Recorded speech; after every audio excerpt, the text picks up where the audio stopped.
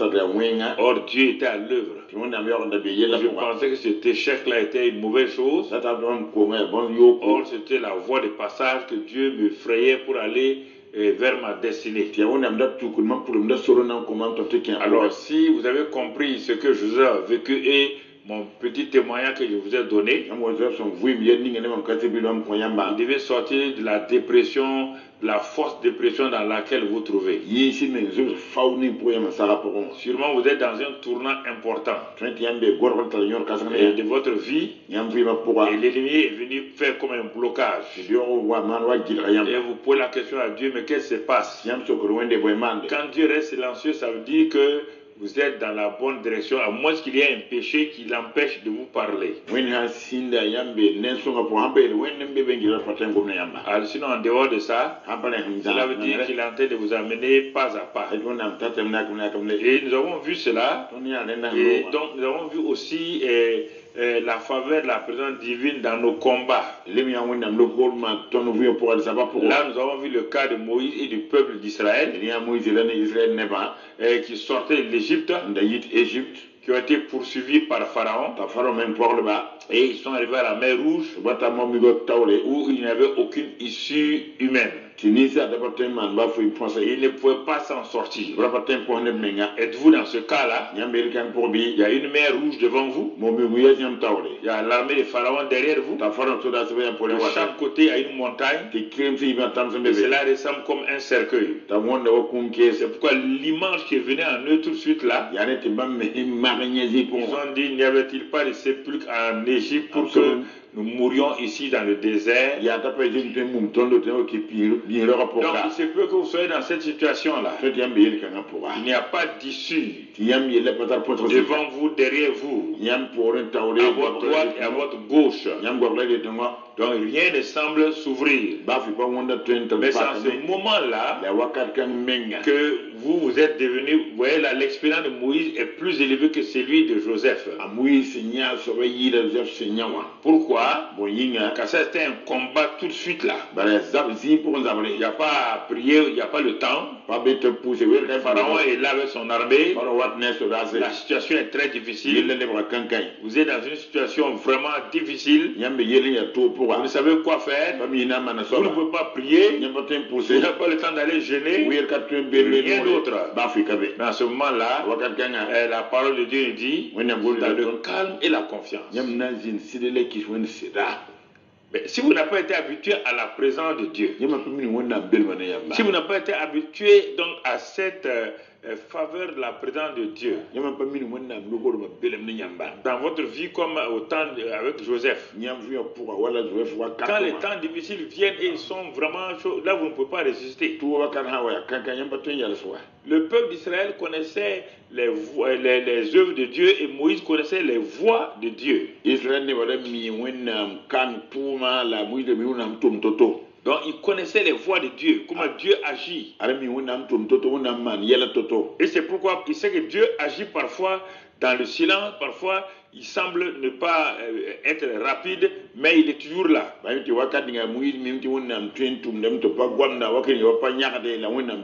si vous êtes un chrétien vraiment cocotte minute, vous êtes tout le temps pressé. Il faut que Dieu fasse ça. Dieu n'est pas comme ça. Il n'est pas votre petit garçon de course. Et c'est pourquoi vous perdez vos batailles. Vous n'avancez pas. Vous voulez mettre pression sur Dieu. Aucun homme peut mettre pression sur Dieu. C'est quand le peuple a crié, ils ont élevé la voix. Moïse était imperturbable. Il est resté tranquille. Il continue à crier seulement. Les cris ne vont pas vous libérer de la main de Pharaon. Il dit, mais vous avez levé les yeux. Qu'avez-vous vu? Ils ont dit, nous on a vu Pharaon. On a vu la poussière des chars de Pharaon. On a entendu les bruits des chars de Pharaon. Ah bon? Il n'y a rien d'autre? Il dit non, Moïse, il n'y a rien d'autre. Mais pourtant, moi je vois la poussière, je vois les chars, mais ce qui est plus réel pour moi, la présence de Dieu est là. Et c'est pourquoi il dit, ne craignez point, restez en place. Car la délivrance est là. Les Égyptiens que vous voyez là, vous ne les verrez plus. La délivrance sera donnée par Dieu en ce jour-là. Ici, quelqu'un ne peut dire ces paroles s'il n'a pas été habitué à la présence de Dieu comme le temps de Joseph. Joseph a été habitué à la présence douce de Dieu. Quand rien ne va, il savait que Dieu est là. Maintenant, quand les choses difficiles arrivent, il a été entraîné.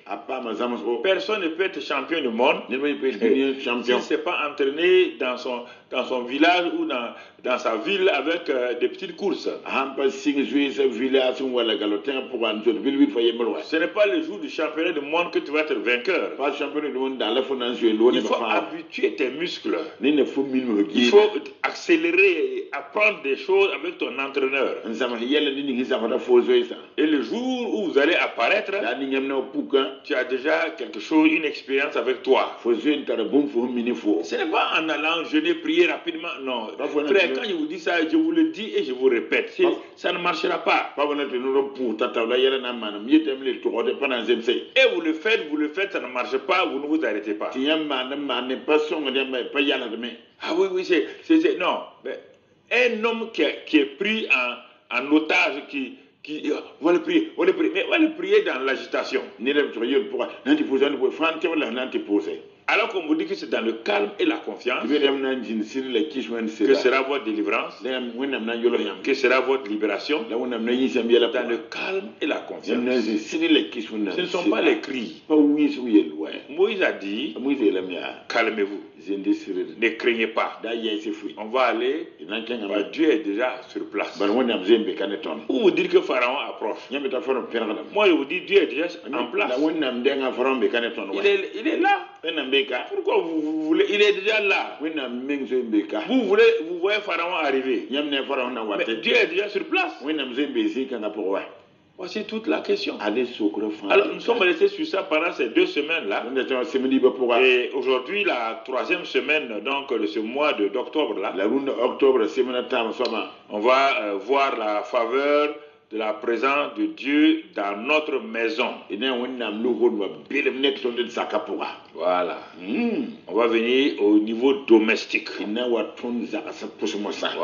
c'est ça. Vous voulez faire des choses au dehors, venons dans la maison maintenant. Et je voudrais que toute personne, si vous êtes mari et femme, ça vous concerne. Si vous êtes des enfants aussi, ça vous concerne. Si vous êtes enfant, vous êtes dans la maison de votre père. Si vous êtes marié, vous êtes dans votre propre maison. Personne n'échappe ici à ce message d'aujourd'hui. Vous avez une maison. Et nous allons voir, est-ce que la faveur de la présence de Dieu dans votre maison est-elle une réalité? Une réalité. Alors, bien aimés frères, on va lire dans Zacharie 12, verset 10. Zacharie 12, verset 10. La Bible dit, alors je répandrai sur la maison de David et sur les habitants de Jérusalem un esprit de grâce et de supplication.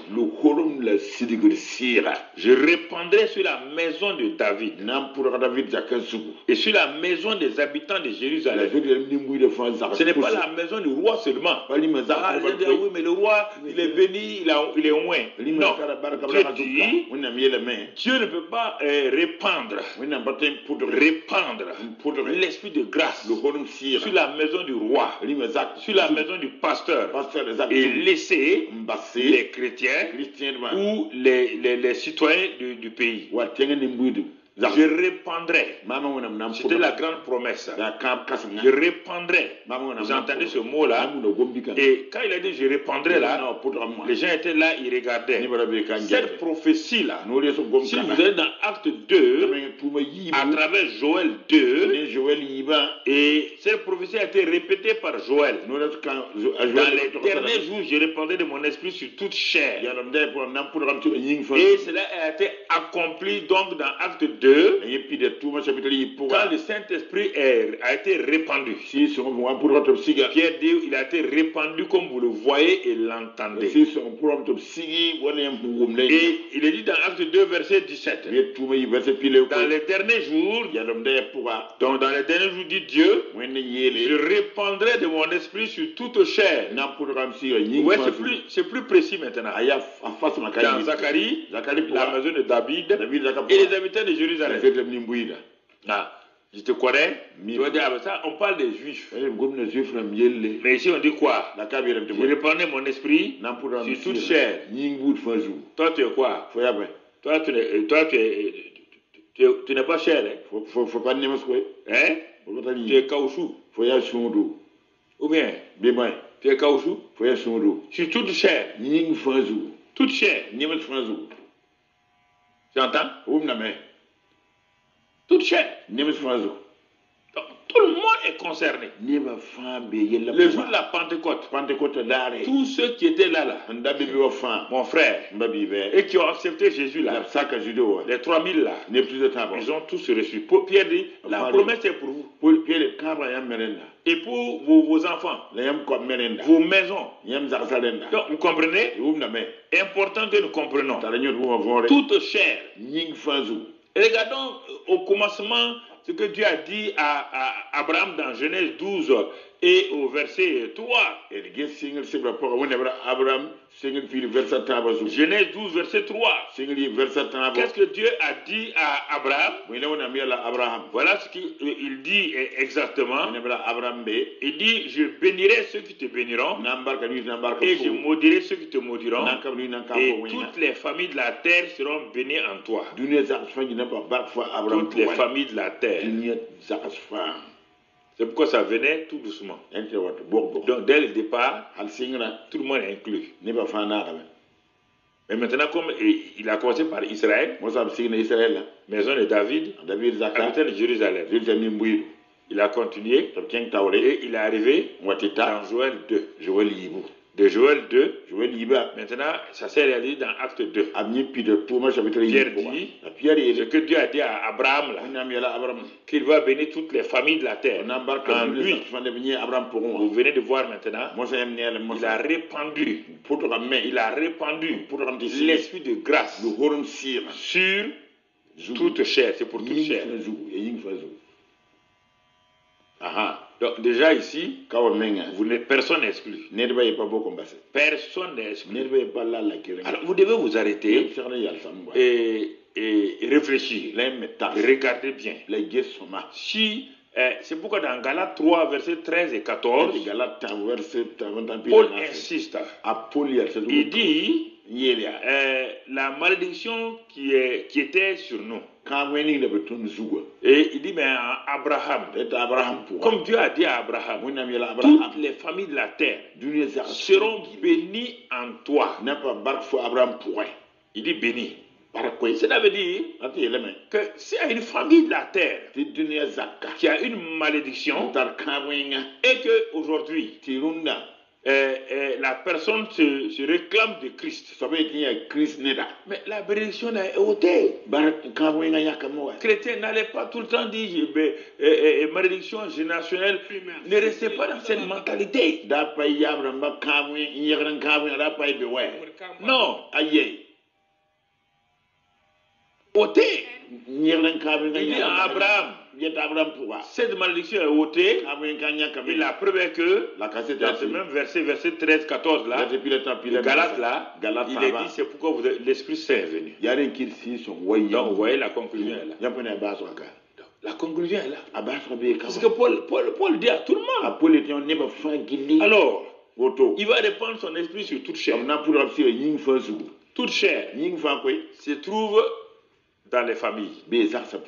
Et chaque famille a une maison.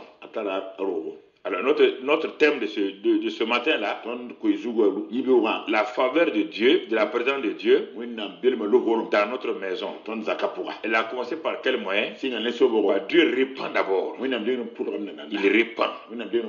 Il répand sa bénédiction sur toute chair. Et les membres d'une famille sont chacun pour sa part chair. Alors, tout le monde est inclus dans les promesses de Dieu, promesses accomplies et réalisées le jour de la Pentecôte, à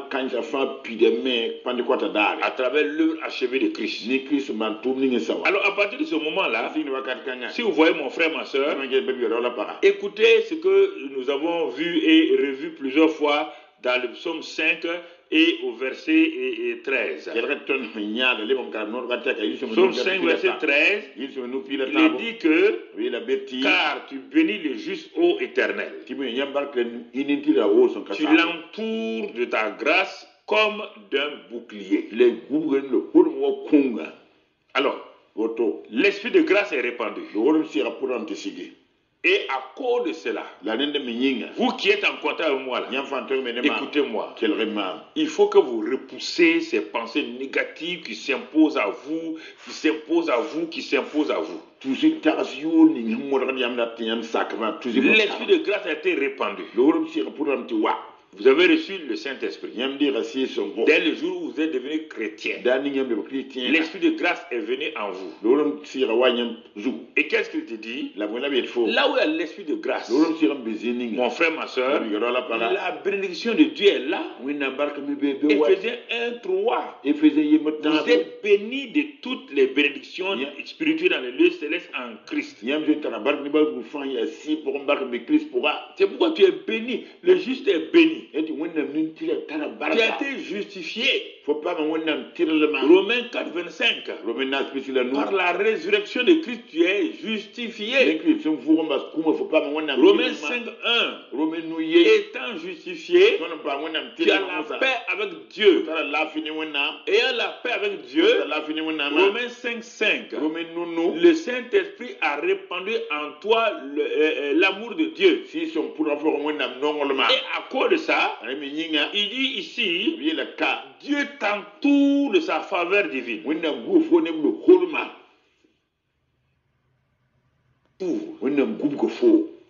ta faveur divine. Une autre fois, on va voir ça avec le cas de Job. Le cas de Job là, c'est une leçon entre Dieu et un serviteur, sur lequel Dieu a parié face à l'ennemi qui voulait dire que non, tous les hommes, lui il connaît tous les hommes, ils sont mauvais, ils sont traîtres et tout. Parce que Satan n'aime pas que Dieu entoure les gens de sa grâce. Or, Job était entouré de la grâce de Dieu. Et ce qui faisait que Job était entouré de la grâce de Dieu, Job pratiquait donc le sang. Il pratiquait donc le sang. Tu comprends? L'aspiration du sang, l'application du sang. Tu vois? Et à cause de ça, quand ces enfants vont les uns sur les autres, quand ils reviennent à la maison, Job dit, je connais les jeunes gens là. Il doit pécher. Qu'est-ce qu'il fait? Il appelle tous les enfants là. Ils viennent. Et qu'est-ce que Job fait? Il fait une prière pour eux. Il égorge un bélier, c'est un agneau. Il verse le sang. Et il sait que Dieu dit que sans effusion de sang, il n'y a pas de pardon des péchés. Dieu dit, quand je verrai le sang, l'ange de la mort va s'éloigner. Donc, c'est pourquoi pendant des années, l'ange de la mort qui venait là, qui tournait autour de la maison de Job, là, le gilim de Job na il ne kasera peut pas l'atteindre. arapatim pa Et Job Satan l'a dit de sa propre bouche. Satan me ya gamin no yel Quand Dieu lui a demandé, mais je t'ai vu tourner sur la terre, tu cherches quoi? so mi afo yem ni no bodo boy Il dit, je t'ai vu tourner autour de la maison d'un de mes justes appelé Job, là, tu cherches quoi? mi afo gil mom ni tire yem ni yo Job zaka bodo boy be Il dit, mais ce que moi j'ai béni là, mama tu wona ne peux rien faire. man ba fui wa Vous comprenez? ipa wumla Pourquoi? boyinga Mais Job, et Satan dit, Satan ele moi j'ai vu autour de sa maison une haie vive de protection. mamnya gundum lala hinyao ngubga zaka Mais Dieu dit, c'est normal. mi de ser de mo Le gars pratique donc le sang. ni de mi de zibra ding de ser de ningi À cause de ça, ani mi yinga il y a une haie vive par le sang de Christ autour de lui. la vuira ni zima ndana ngubga Et tu ne peux pas l'atteindre. le botun sisa Tu ne peux pas l'atteindre. botun ta mbey mo minga Impossible. patolon trewa Donc vous voyez, renyam neme la pratique du sang, c'est-à-dire l'invocation du sang, nyama bon zima plaider le sang, nko zima demander au sang nko zima de men Christ zima de vous défendre, tom zaman son nyam de détruire on sabe les œuvres de l'ennemi. bewa tuma Ça va vous faire donc régner même dans les temps difficiles. nakem tom di na ba to wakat pour Dans les temps difficiles. wakat pour Je fais encore une petite parenthèse pour vous expliquer l'application du sang que j'ai déjà répété plusieurs fois. Parce que certains, quand ils écoutent quelque chose,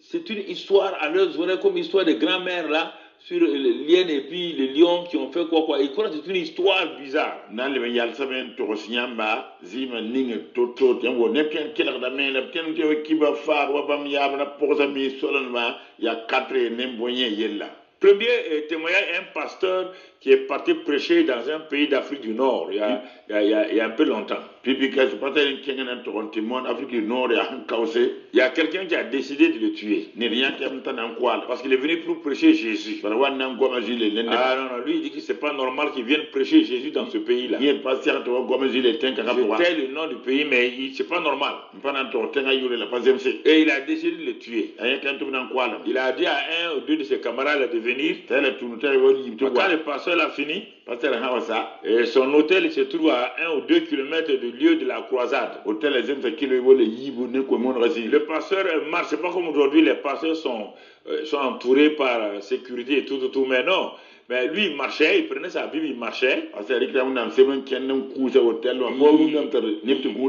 Il murmurait des chants pour aller à son hôtel. Or, la réunion finissait tard, la nuit vers 22h.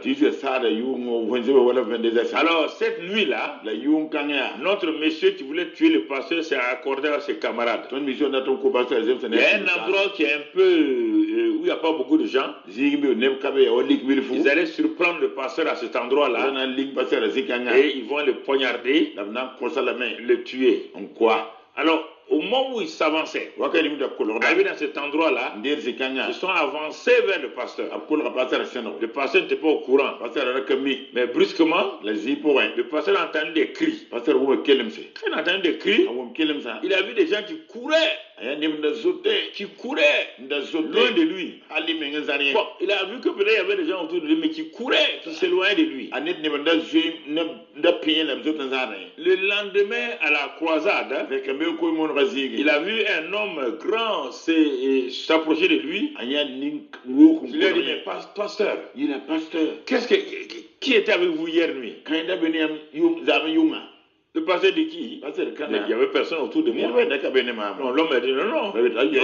Il y avait quelqu'un autour de vous. Même pas une seule personne. Le pasteur dit, mais pourquoi vous demandez cette question? Il dit, vous n'avez pas entendu des cris hier nuit? J'ai vu des gens courir. Je ne sais pas ce qui arrivait. C'était moi et mon petit groupe. On était venus vous tuer.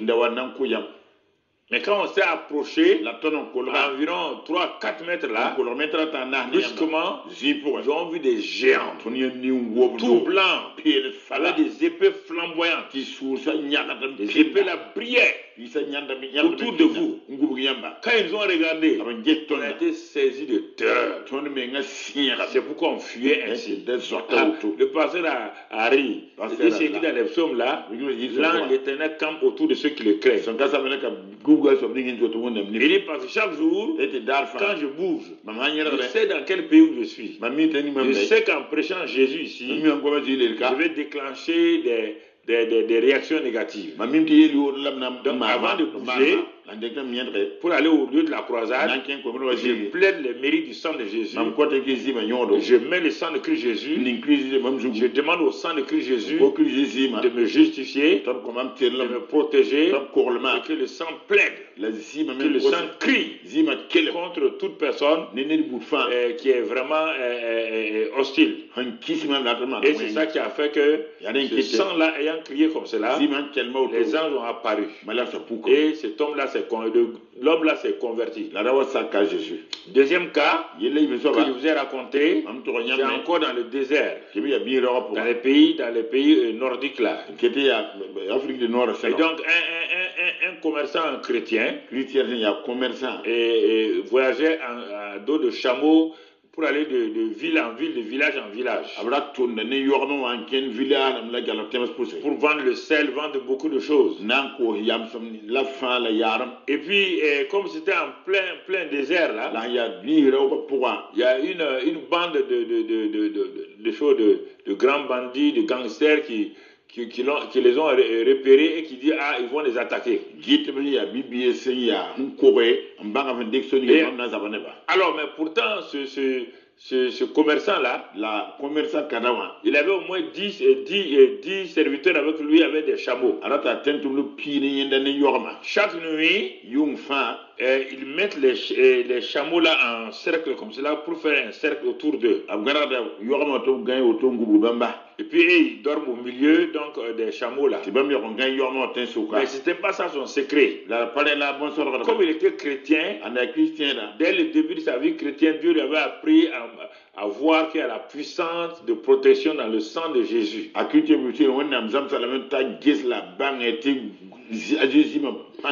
Donc chaque nuit, il invoquait ce sang-là. Il demandait que le sang de Christ donc vienne à leur secours. Que le sang de Christ, venez vous